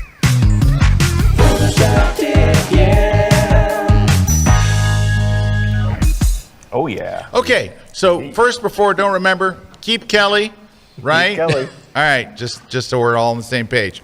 Okay, so you saw this picture. I showed it earlier, and it looked much better when you saw it earlier. Why did it look better? Because of some Photoshop stuff. So some of it you will have seen me have done if you have watched our episodes called blind critiques or how would I edit your photo. You see me use this tool. A lot of people aren't using it yet, but I'm telling you, it's so good. But the first thing that I would do before I do anything in this picture is get rid of this junk over here, which is not helping the photo. So I'm just going to take the lasso tool. I'm going to select this little ugly area over here that is distracting and bad. And then I will just go fill and choose content aware. And I click OK, and it should do a pretty decent job. Give it a second. Yeah, there we go. Easy enough. So that's gone. You do have this area over here that's kind of bright and drawing the eye. So I would go to the, you might be able to try just the spot removal tool. Let's make the brush a little bigger and just see if we can get rid of that just by kind of, that whole area is a little bright. Let's just see how it goes. Not bad. Good enough. Now, that's not the tip. Those are just kind of getting ready for the tip. The problem with this photo is that the background is distracting. And the background is fairly close. So even though I was shooting, at a fairly wide open f-stop on my camera, which was a 24 to 240 lens on my R6 II, there's just no separation. And I don't know how you would get separation with it being a foot from the background, right? Because you have to have some depth behind your object to get it out of focus. Unless you have Photoshop. What? Go to the filter menu, go to the neural filters. You know where I'm going. Go down here to depth blur. Turn it on and make sure the focus subject button's on and just wait. Just give it a second. See on the bottom it says processing on device, which means it's not using the cloud. You don't have to be connected to the internet, but watch. Give it a sec. Wait for it. Wait for it. Look at that. So this isn't just blurring the background. The background's a foot away. You couldn't do this with your camera. It's not going to put a 1 foot background out of focus like that. How can you push that blur?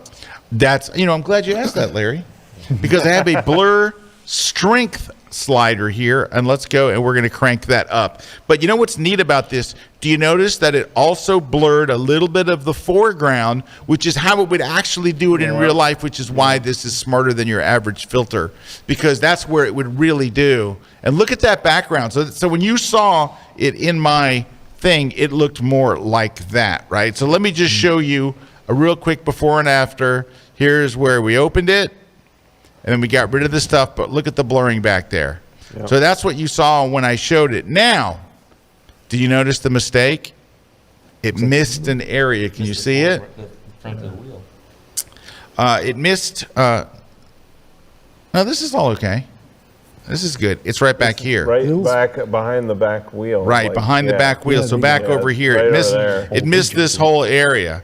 So here's what I would do, and this is what I did do, was I went and got the quick select tool, and I selected the areas that it missed. So I'm going to go in here and select all that area. Now, it's not doing a perfect job, as you can see, but it's getting there, and then you have to go in here and get that area. Now, it's selected too much. If it selects too much, what you can do is, here, let's make sure, I don't want to select that license plate. You're going to hold the Option key on Mac or the Alt key on Windows. You're going to go over the areas you wish it didn't select, like that little piece of pipe, and this piece of pipe, and that little area right there. So I'm holding the Option key if you're on Mac, Alt key if you're on Windows. So now, here's what I've done. By putting this selection around this junk, and I missed a little area here. Let me just add that in. By selecting all that junk, what you're doing is you're telling Photoshop, only let me work in this area. So don't let me accidentally erase the tire or erase the license plate or the pipe in the back. Whatever I do can only happen. It's like you're putting a fence around the area you want to work in. So now what you could do, let me back off a little, is go get the clone stamp tool, make it nice and big, go in here and just paint right in those areas and make them out of focus. Wow. Now, you're going to have to fix the edge a little because I didn't soften the edge, right? But I got all that now. So now it's easy enough to go in here and just paint over that edge. And that's how I fixed it. It did a 99.5% job. You had to go in and do the last 5% yourself.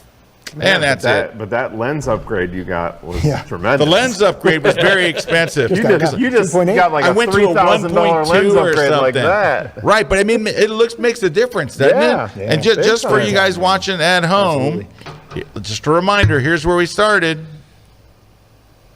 And look what a difference that made. It made it like And you couldn't even do it in real life, even if you had a 1.2 It would lens. be really hard with even a 1.2 Because to you do couldn't that. get full depth of the motorcycle. Yeah, and look how it's got the foreground right down here. Look how it blurred that. I mean, that was a great job. Very, very realistic. And they're calling it a beta. I don't know what they're going to do to make it better. What's going to be when it gets out of beta? Yeah, maybe it'll get That's that little beta. area that I had to select. Maybe instead of being 98%, it'll be 100. But anyway, that's our Photoshop tip of the day. Glad I got that out of the way because mine was very simple. Jesse does crazy stuff. So Jesse, take it away. Thank you, Scott. I'm out now. I'm out. So I thought I'd do a little experiment here and maybe do a live edit, just start to finish. This could either be really cool or crash and burn. Who knows? We'll see. Yeah, let's go for it. So, and maybe I shouldn't have shown the images I showed earlier because I realize I'm kind of showing a pattern here of a bunch of images that are kind of the same, but you know what? We're going to go for it anyway. So here's a Millennium Falcon in the backyard, very similar to the shots I was showing before. Actually, maybe. Hey, Jesse, there's a sentence you don't hear every day. What's that? Oh. Here's the Millennium Falcon in the backyard. In the backyard, yeah. I love it. Love it. That's an awesome backyard. That's when your backyard's cool. That's a big backyard too, yeah. So very similar setup to what you'd seen before with that snow speeder, where I've got two platypods kind of daisy chained together with a gooseneck holding up this little model of the Falcon. I believe it's about 10 inches big or something for a little sense of scale. So this is just the raw image shot one evening, a little after 5 after work. So we're just going to dive right into the Lightroom here. So we'll just start with the basics. We'll probably just go to the exposure tab and just hit auto, just see what it gets us. You know what, that's okay, I guess. Maybe a little dark here on the Falcon, so we'll maybe just boost those shadows up a little bit. And right now what I'm trying to do is just get a nice neutral image to work with. I don't want to do any crazy effects yet. I don't want to colorize anything, color grade anything yet. Just kind of make something that looks like it came out of the camera, really. So now you see dark texture, clarity, and dehaze. I don't think I'm going to touch these yet. I might get to that after the fact. I might just leave it be for now, but we're definitely going to sharpen the image a little bit. So we're going to go down to detail, and we have a sharpening slider, which doesn't look like it's doing a whole lot yet. I don't know how well this comes across on screen, but one little tip for those who don't know, there's a masking slider down here. And if you actually hold the Option key, would be Alt key on Windows, I think. You see this turns black and white. So what's actually happening there is it's showing, just like a mask you'd make in Photoshop or in Lightroom here, the black stuff is not going to be affected, the white stuff is. So in this image, I'm actually, we'll maybe go like here, because I don't want, the thing about when you sharpen stuff, if you have noise in your image and you sharpen everything, you inadvertently sharpen the noise and enhance the noise anyway as well. So if the background was like more of a blue sky gradient, you'd want to mask that part out, so you're only sharpening the detail basically. So that's why we're doing this, so I can kind of see the detail, like, oh, you can almost see the noise in this shadow here. Like all that stuff you would be sharpening, you don't want that. So we'll probably take this to a point just where that disappears maybe. And now we know we're only sharpening the mechanical type stuff. We won't push it that far, but we'll just go there, and I think we'll call it there in Lightroom for now. So now we're gonna take this over to Photoshop. Give this a second. Now we're gonna kind of have some fun with it. We are right. Oh, Photoshop is already open. Perfect. So, okay, first thing we need to do is, I hate to say this in front of Larry, but I need to remove the platypod stuff. Platypod's gotta go. It's gotta go for now. So I'm gonna make a duplicate of this layer. I'm gonna probably unlock that. So now we need to remove that. So actually, what I think we'll do is let's try to select the subject. We're gonna select the Falcon. Did a really good job, actually. Just doing a quick little scan. Yep, that looks good. So I'm actually now just gonna take my lasso tool, and I'm gonna hold Option. So if I lasso something right now, it's gonna add to the selection I made. Oops, there we go. But if I hold the Option key, it's gonna subtract. So I'm gonna zoom out a little bit. Let's do something like this, and I'm just going to just cut that off a little bit. And again, if I was at home, I'd probably take a little more time with this. Oops, missed a little bit right there, but we're kind of, oh boy, I'm doing a messy job there. Yeah, it's hard. It's hard when you're using that trackpad. Yeah, true. It'd be nice to have a mouse. So, oops. So we have the Falcon selected. I'm actually just going to put a mask on that. So so now you see we have just the Falcon by itself. Yeah. We'll zoom in. Now often what I would do is probably, see we missed a, whoop. Oh, that might be my trackpad. Sorry about that. Yeah, it is. It's Here, the let me do trackpad. one It's thing. hard sometimes. We're gonna bring up the. If you ever, another little mini tip, if you ever have times like that where you just can't find what you're working on in the Photoshop document, bring up your little navigator tab. If it's not there, you can probably go to Windows Navigator. And that gives you a little preview of your entire document so you can really pan around the entire document and try to find where you're getting to. And you can zoom in and out with that panel too. Okay. So we're gonna go back, we'll just select our mask and maybe we'll just paint that out quick. So we'll just oh, wrong color. Black removes it. Oh, here's another tip that it made. So if I need to remove a straight line like this with the brush, you can shift, click, shift. Oh, my brush flow is too low. So we're gonna go shift, or click, shift, click, and you see it just draws a straight line. And my feather's off, but we won't worry about that for now. And actually, another little bonus tip on that, there's not really an instance to use it there. But not only does, okay, here, I'll show you right here. Let me get rid of the feather that I've got. Let's do something like that for now. So as you'll see, I have a little bit of the background that I don't want to see, but a lot more of the background here. Now I could go like this, I'm holding shift and I could just kind of do that, and that works great. Actually, that worked perfect for that scenario. But the click, shift, click thing I was going to show, it actually, you can also change the brush size. So I'm going to click once, small, and then I'm going to move over here, and I'm going to use my bracket keys on the keyboard to change my brush size and kind of place it where I need it. And now I'll shift click. Oh, didn't work. Total fail. So I'm going to go down. I'm going to shift. Oh, okay. Shift click. Make that bigger. Shift click. Oh, why is that not working? Oh, because I'm on the picture. Back to the mask. I swear this worked before. And, oh, what am I doing wrong? Well, you know what? Pretend that little tip never happened. So we're just cleaning up. We'll leave it as is. There's a little, we could spend a little bit more time cleaning up, but we'll. The point being is masking out the Millennium Falcon. Yeah, exactly. Sure you've got just the toy in that layer. Exactly. Yes. So now, oh, I see what I was doing. I was on the wrong. Okay. Always label your layers. Falcon. And I'm going to name this one background. You know what? Actually, I'm going to make another copy of that. And okay, so now we've got everything on a layer. And we're gonna, so I'm gonna put motion blur on the background. Now, if we were to do that right now, even though we've got the Falcon here, let me get rid of, oh, I'm getting lost in my own Photoshop file. Sorry about that. Okay, so we've got the Falcon. Let's just get rid of that. Oh, what did I do? Oh, I'm sorry. Disabled your layer. I'll tell you what. We're going to start over real quick. Revert. Okay, we're back to square one. We're going to make a copy of our layer. We are going to select our subject. Boom. Oops. All right, we're going to zoom in a little bit. Let's get rid of this stuff here. Get rid of all that. We're going to make a mask. Okay, so now we've got the Falcon. Right. Falcon and boom. Okay, so as you can see, we've got that isolated and we've got a layer with everything. So I'm actually gonna make another duplicate of this layer just because I kind of like to always keep the original in there. So now for this one, we're gonna attempt to remove everything. So I'm gonna see if this works. We're gonna select everything. And I believe it's Shift Delete, if I remember. Yep. So now you get the content aware fill. So if this works, it should do a pretty good job of everything within that selection that we just made and remove it.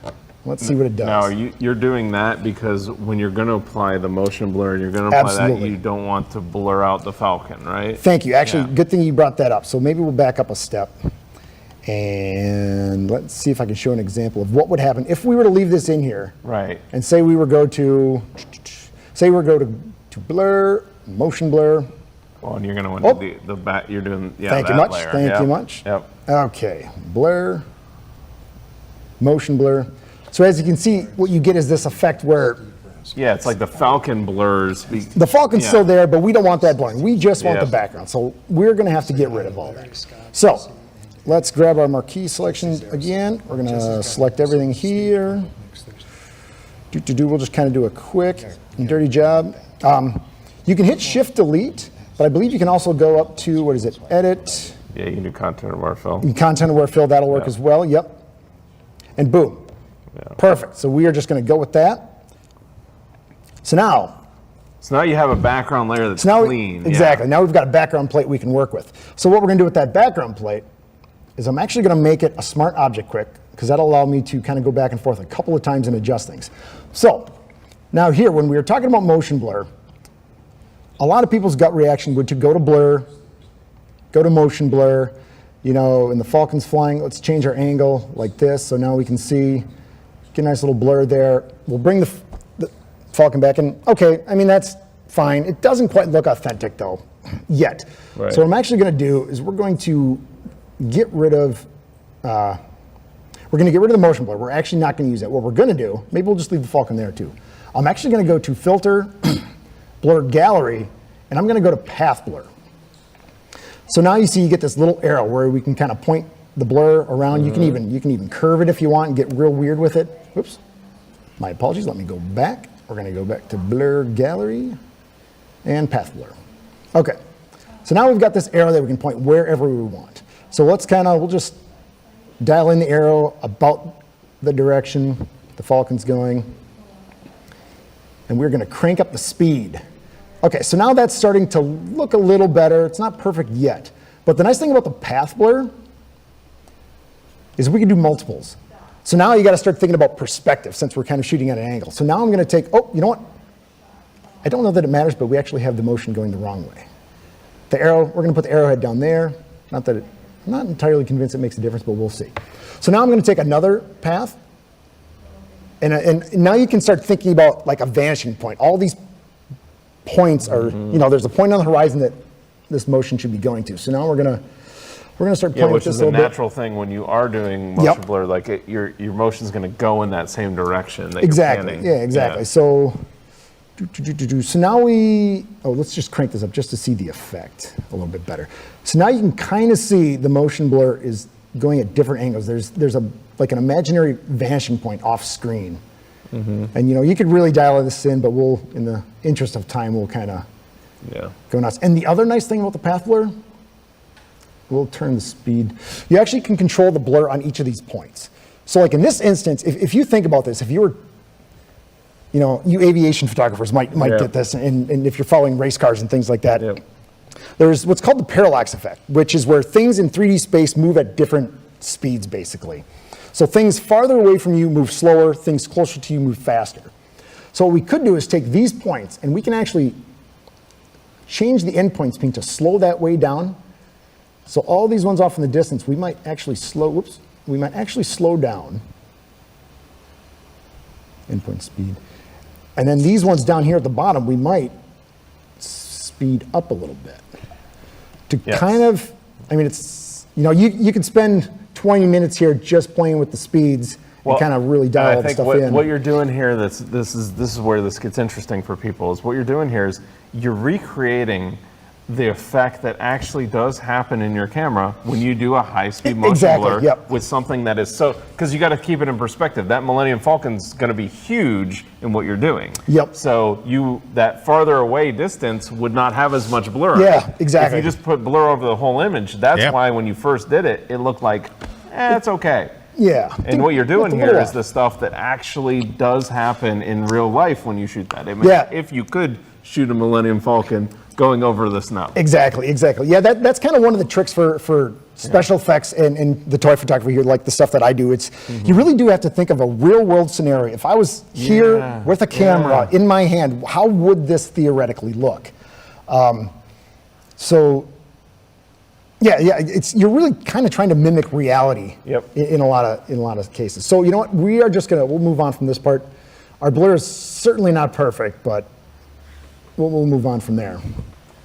So we're going to process that. And the nice thing is, since I made this a smart object to begin with, I can always go back and continue refining it as this picture goes on. So Now, what else do we got here? We've got the Millennium Falcon. We need some engines.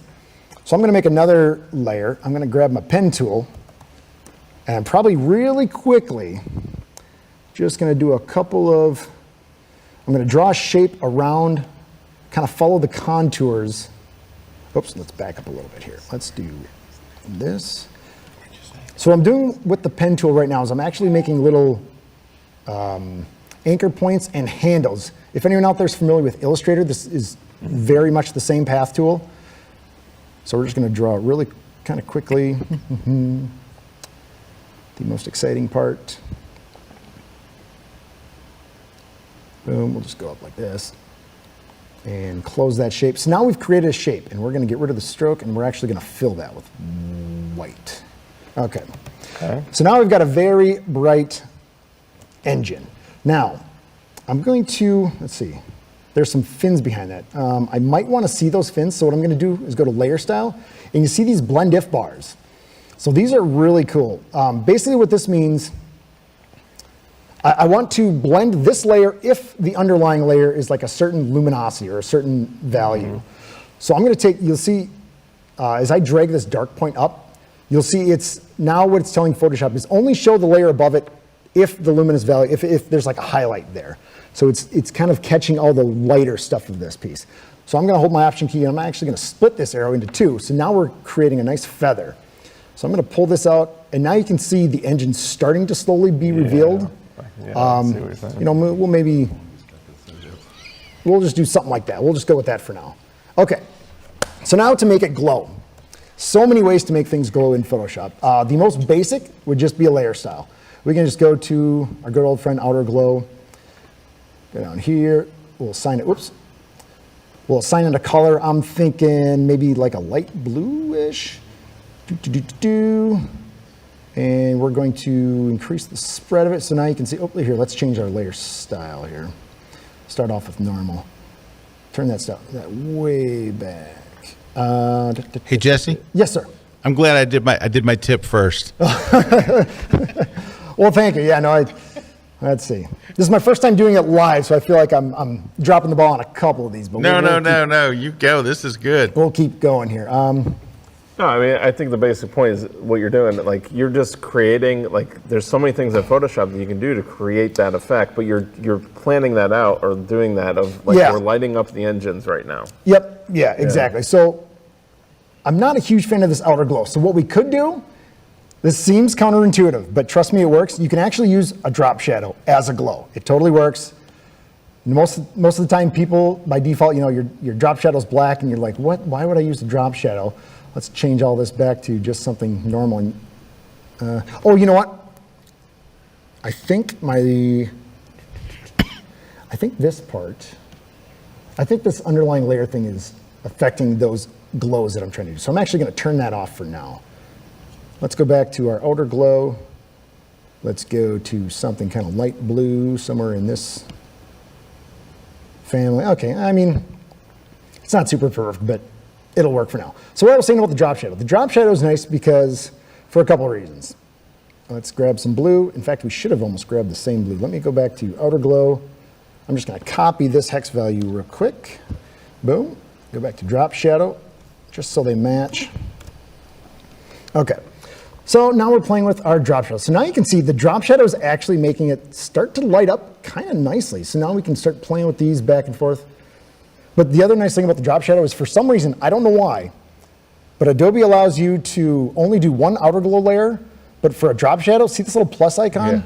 I can do another drop shadow. And look at the difference that just hitting that button once makes. Yeah, that like really lights up the engines. Boom. And then, you know, for each one of those layers, you could kind of make this glow, you know, kind of give it a hot spot, you know, kind of towards the engine, let it fade off a little bit on the outside. All sorts of stuff like that. So, you know, we'll maybe leave it at that. We should probably save at some point, as long as we're doing this too. While I'm waiting for that to save, does anybody have any questions? Should I go to the chat? Yeah, no, I think that's the great thing about that is you can. Let's do one thing. Being able to have the PlatyPod, being able to position the Millennium Falcon there, the model of and the then subject, be able to apply these effects that you're learning from other genres into Absolutely. toy photography. I think that's what makes toy photography very interesting, is that you are becoming a master in portrait photography and panning photography, all this stuff. But part of it is you do have to study.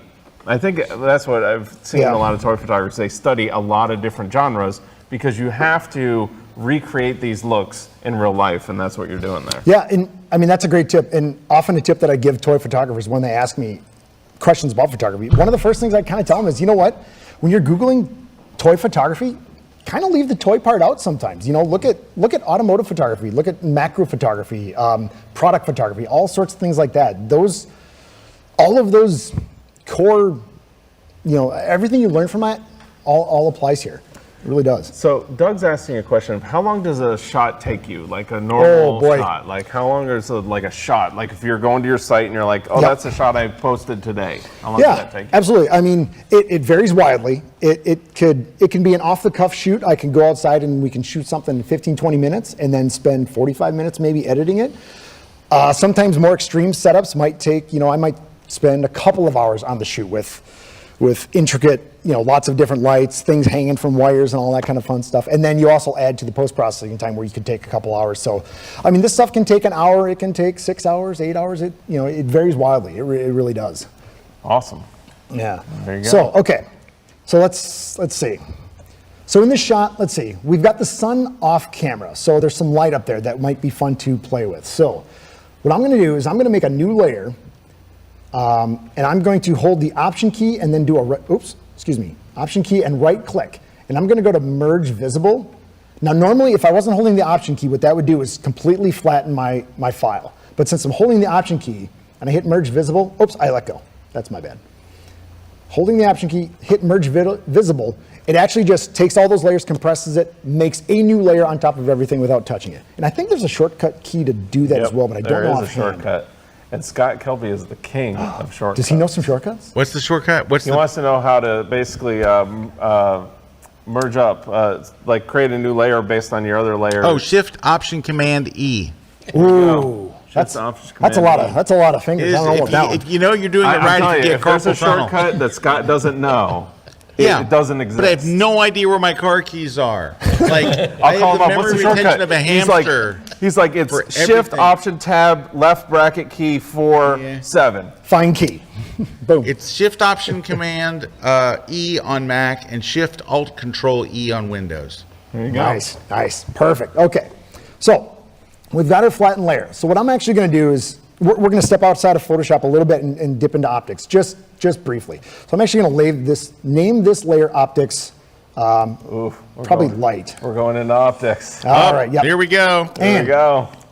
To really get the most of optics, Like blasting we need into hyperspace. Yeah.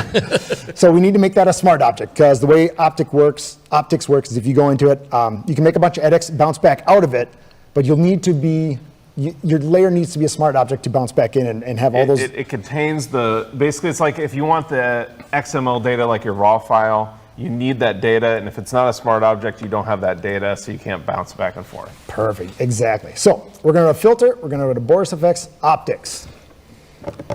Just give that just a second to load.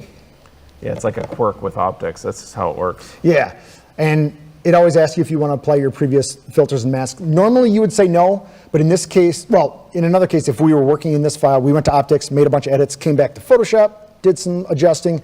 Then if you want to go back into Optics and you keep those settings, then it's perfect because it just keeps everything. So we're going to say no for now.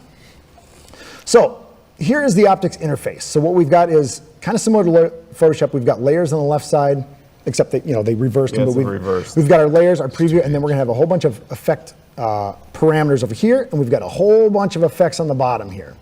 All sorts of, color grading, all sorts of funky effects. Yeah, so much. We could do a whole show on this. So what we're going to do today is we're going to go to light because we want to create a lens flare for that sun. Well, you're going to one of my favorites, lens flare. Exactly. Yep. The lens flares are money. As Erik said, his favorites. It's even got a little star in here. When you get into all of these effects, there's hundreds of them. You can favorite the ones you use very often. So we're going to do a lens flare. So we've clicked on it, and now we've got a whole bunch of different lens flares here. park that back in there. Oops, well, that's fine. And you know what's amazing about those lens flares? They are real lens flares. Those are lens flares that they created with those lenses. Ooh. I kind of broke my workspace here. Let's go back it's to pretty default. Cool. It's like real lens flares. Yeah, and there's so many options and things you can play with them. They're so cool. Okay, so let me grab that handle. We're just going to pull this up a little bit. So now we've picked our lens flare filter, and now we've got some lens flare options. And as you can see, there are just dozens and dozens of different lens flares. And each one of these lens flares you can go into and edit even more if you like. It's just crazy. So we're going to put this lens flare up in the corner. Let's maybe find something. You got all these movie inspired ones like a J.J. Abrams. You can even move. You can move all that light all over. Yeah, those are probably good for the Star Wars stuff, like the J.J. Abrams one. Yeah. Perfect. Ooh, polar sun. That would be good for Arctic. Okay. So I'm just going to zoom out a little bit. I'm actually going to take my lens flare now. And as you can see, so I've got kind of the origin point of the lens flare. We can scale it, and we can move these hot spots all over the place. So I'm actually probably just going to take my lens flare. I might even park it off screen and increase this. I love doing that a lot of times. If it's just off screen, you park it right off screen. Yep. So now if we play with the kind of the intensity of it, you can see it just kind of builds everything, and we can move this around. So in this case, I mean, we could park that hotspot right on the Falcon, but I will maybe move it off, or endless options you can do with that. So. Well, and as you can see over to the right there, you have all the control over every option. My gosh, yep. You can get really deep in I mean, so much so you can. We could get lost. We'll move on, but there's a lot. You put it on there, it looks cool, you move it around. Yep, there's a lot to unpack there, yeah. So we're just going to apply that. We'll go with that for now. Give it a second, and boom. So now we've got a lens flare up there. So what we're going to do is save this, and I'm going to bounce back to Lightroom to kind of give it the finishing touch. All right. Oh, am I going long? Probably going long, huh? My apologies. It happens. No. This is fun stuff. It's good. Cool. Okay. But it is Thursday, just so you know. Gotcha. The show started Wednesday at 1. Awesome. Okay. So all we're going to do here. Okay. So we're back in Lightroom. We won't go into kind of the basic stuff. But what I do want to do again now I'm going to select my subject. And I'm going to go down to those the texture and clarity stuff that I was talking about. Oh, did I pat? They right there. They added the curves there now. Yep. So now I'm just going to add texture on the Millennium Falcon. So as you can see. Oh, that's one of my finishing moves too, right there. Yep. Oh, maybe we're in a little bit too much, but. Localized texture. Exactly. Localized masking and effects. So here So there you can see it's kind of soft, but as we dial this texture, and you can see it really gives it this punch. So we can maybe add a little clarity. We'll just leave it at that for now. So kind of the last thing. Then I promise I'll let you guys go, and you guys can get back to it. Color grading. Color grading is a whole thing unto itself. It's something I'm trying to get better at and add to every one of my photos. Color grading is basically where you're assigning color values to other colors. So in its most basic form, what I'll do here is when you think of light and shadow, you think of shadows are kind of being cold, light being kind of warm. So I'm going to do this I'm going to select my shadows here under the color grading tab, and I'm actually going to take this, I'm just going to go a little blue with it. And there's not a whole lot of shadow in this image, so you might not see a whole lot of what's going on. So we'll add a little shadow there, and we'll maybe add a little, we're going to add a little warmth to the highlights. I'm going to pick a color on the color wheel. I kind of have my own formula of like a 40 for the highlights. And then we'll boost this up. So you can see it's kind of giving it a little bit of a different tone there. You can see before, after. Oh yeah. I mean, we didn't do a whole lot there, but you could really dive deep into that stuff. And then to finish it off, I might just give it a new crop for social media. Instagram, Facebook, they tend to like their 4x5 stuff. 4x5, they love the 4x5. Yep, so now I've got a little leeway to play with to make a shot. Maybe we'll put that on a lower third so it looks like he's heading up into the sunset. Which again is another technique that you're in aviation or vehicles, exactly. You always want to lead in or have room that the vehicle have room can go in. To go. Yeah. Same thing in toy photography. You're going to do the same thing. That's what's so great about it. So there's kind of a quick rendition, if I may. Like here's another. This I'm pretty excited to show this. And this one I did Sunday morning. I spent a little more time on it.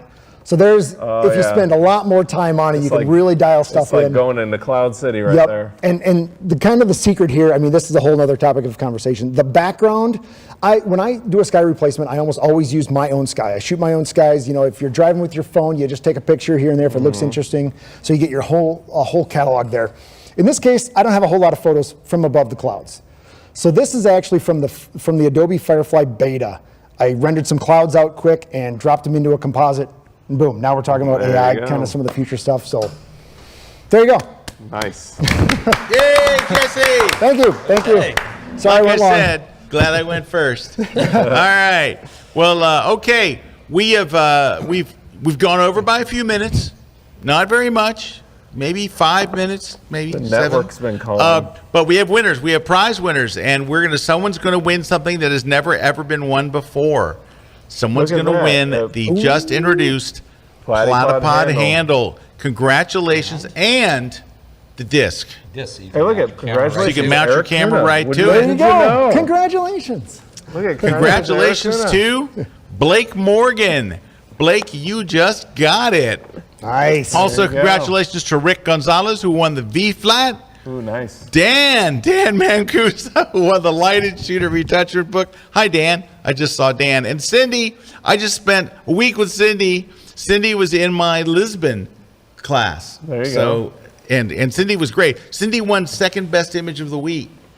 Nice. Yep. Yeah, and Cindy sat And she like just right in won front of me. your travel And she just photography won book. my travel photography book. So let's go. Nice. All right, did we do a trivia? We didn't. We'll do it next week because we're now the longest grid show in history. But how do you win? You have to email us at gridprize@kelby1.com. Tell us, we have to verify who you are. And also, it helps if you send your address so we can ship you stuff. Okay, couple of last things, really important. There is a sale on some goodies. We got a sale. Let me get to my sale page. Hold on. Where's my sale page? Where's my sale page? All right. They are doing a sale over at PlatyPod. Larry, tell us about the sale. All right, we're doing to celebrate our new Kickstarter launch. We have the Perfect Pair Blowout Sale, where you can get a PlatyPod Extreme, and your choice of either the PlatyPod Elite with the leveling indicator, or the Platyball Elite with the leveling indicator, or the Platyball Ergo without the leveling indicator, and save up to $120. This is an amazing That's sale. crazy. That is crazy, and that should run through the Kickstarter campaign. But this is available for immediate shipping. If anybody would like to go over to platypod.com, and right on the main page, you'll be able to see where the sale is. There's a little call out on our main page. And how are we doing on the Kickstarter? Oh my gosh! Oh, we are at that. about. We're going to be at 25,000 here in And just to a minute. me, more important, even almost 400 backers. I think that's an that's amazing great. start. 400 backers. We want Let's to see go. that into the thousands. We appreciate everyone who has helped us with this Kickstarter campaign, and please, guys, keep going. And we want to make this the best PlatyPod Kickstarter ever, and hopefully go into a new one next year. Scott, you don't even know about that one. I know, but I'm going to hear about it, I think. All right. Thank you, Jesse, for being with us today. That Thank was you, really cool Jesse. stuff. Thank you, Eric. Thank you, Scott. Yeah, Mr. K, sorry about your cameras. Okay. Maybe someone will Hey, send you us know, something to did blow up. Did I tell you though? I don't know. I talked about that one shot with the shot. Yeah. Right. Got a hold of the parents and sent in the kid a print. All right, let's go. Very, And actually, very it was nice. all the internet. Just post on the internet and then Post on the internet. There you go. Pediatrician's very proud If of you you. post it, Thank they will you for come. Skip taking care of the Cohen, kid. thank you for being here for the emotional support. We're going to get you a little vest Always fun. that says support Skip right on it. I need more mugs. You need more bugs. And thank you very much, Larry. Thanks for being here. It's always an honor to be a part of these launches. Thank They're a you lot for of hosting us. fun. Appreciate it. And thanks to everybody who backed. That is really awesome. And it is a wonderful start for a wonderful product. And Jesse's going to be on Steve Brazel's Behind the Shot That's podcast. right. When are you on? May the 4th. May coincidentally. the 4th be with you. All right. Hey, if you have not caught Steve's podcast, it is absolutely he is great. Now, I will say this. He cheats a little bit. So he's an actual radio personality. So when you hear him on this podcast, you're like, God, that guy's got a good voice. That's cheating because he's the real deal. The rest of us are just people with a mic. He's actually Steve a does something very radio. interesting. He takes one photo and analyzes it over the course of the show. You really want to learn composition and style. And Steve has a talent that he can describe a photo in a radio format as if you're actually looking at the photo. And Scott, look what just happened. Oh, 401 backers. 401 backers. God bless you all. Thank you. But catch Steve's show. Where is Steve's website? Where can they go? I believe it is Behind the Shot, but let's go look. Behind the Shot. It's behindtheshot.tv. Behindtheshot.tv. Go, and if you haven't caught it, go back and see some of it. I've been a guest on there, and it's a wonderful experience because he's just so good. Anyway, it's a great series, and if you're not following it, and you need to be following him also on Twitter, where I follow him, and on Instagram. Everywhere Steve is, go follow him. It's all right there on that page. So go check it out. Don't forget to check out Jesse's website. And thanks to our sponsors, thanks to our crew who have put in extra hours today. And we will catch you guys next week right here on The Grid. Take care, everybody. Thank you. Thank you. God bless you all.